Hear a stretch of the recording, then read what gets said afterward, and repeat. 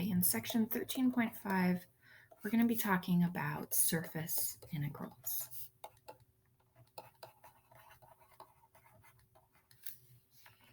And kind of for comparison, recall that we learned about line integrals.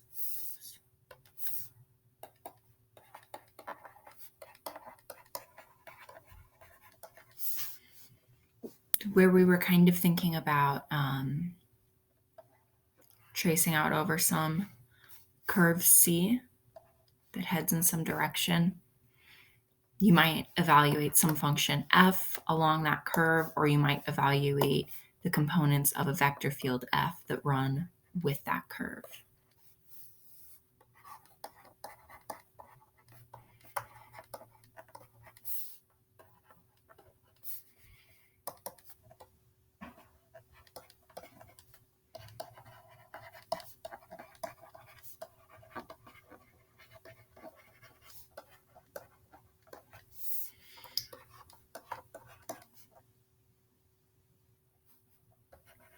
And then for little s, a function, just integrating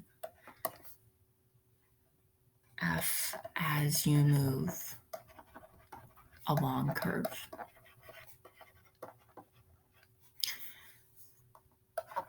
And sort of by contrast, surface integrals,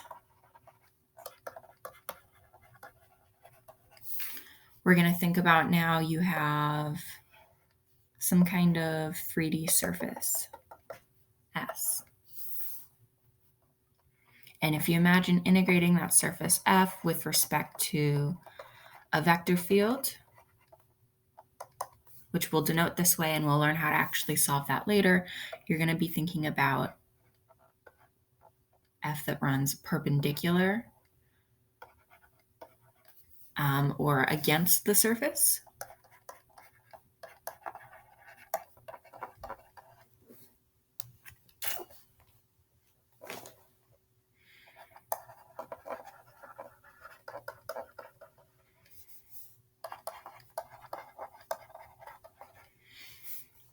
But for the scalar one, S,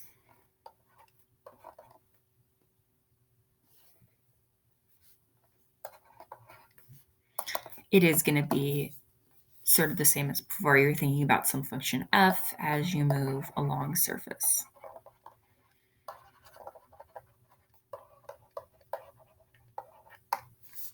And again, line integrals and surface integrals are just extensions of integrals, so that intuition you have that an integral means adding a bunch of stuff up.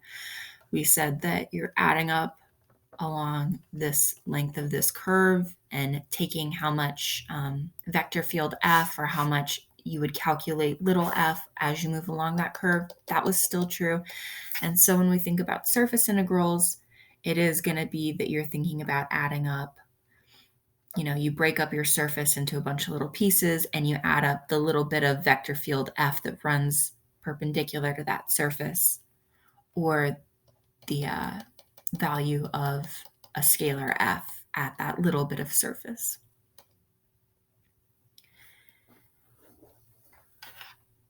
And the first thing we'll talk about is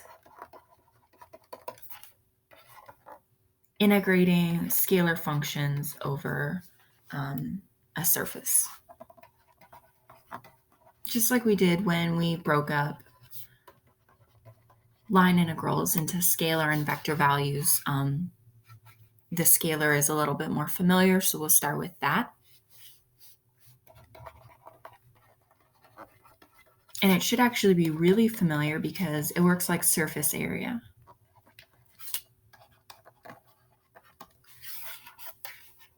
So surface area you calculated by integrating over some region R, square root fx squared fy squared plus 1 dA, where R was kind of like the shadow that your surface cast in the xy plane.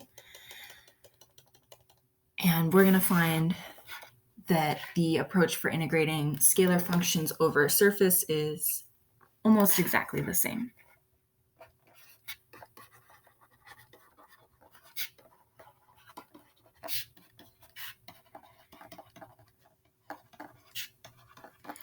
So you are going to start out by identifying the region R below your surface. So if here's your surface, some kind of wonky shape, then here is your region R.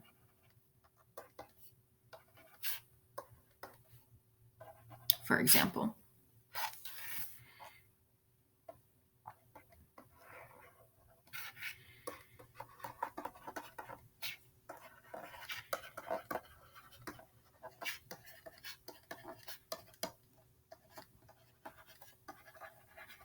And you're going to identify the function f to evaluate. Remember, when you're integrating functions over surfaces, it can be hard to distinguish what your surface is from your function. So that's why I've given it its own step.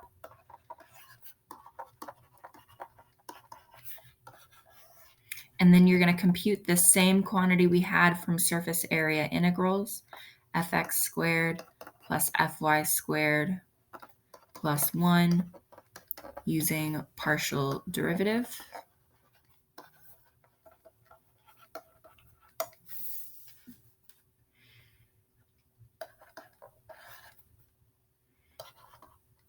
And the reason for that is because this ds, that means integrating over a surface, is actually just going to be that amount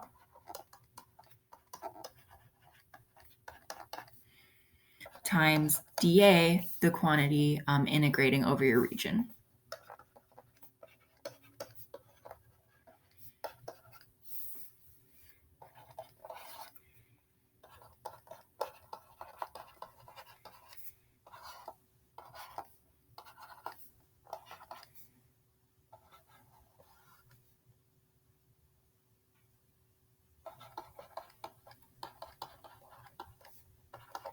And so if you plug everything in, your function can stay the same. Your ds that you had before becomes root fx squared plus fy squared plus 1 dA. And then you integrate over the region R. The only kind of trick here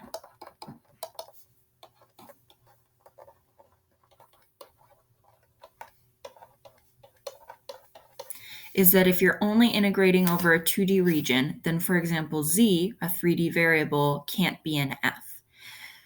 And so what you have to do is replace that z using a function that relates to your surface. Oops.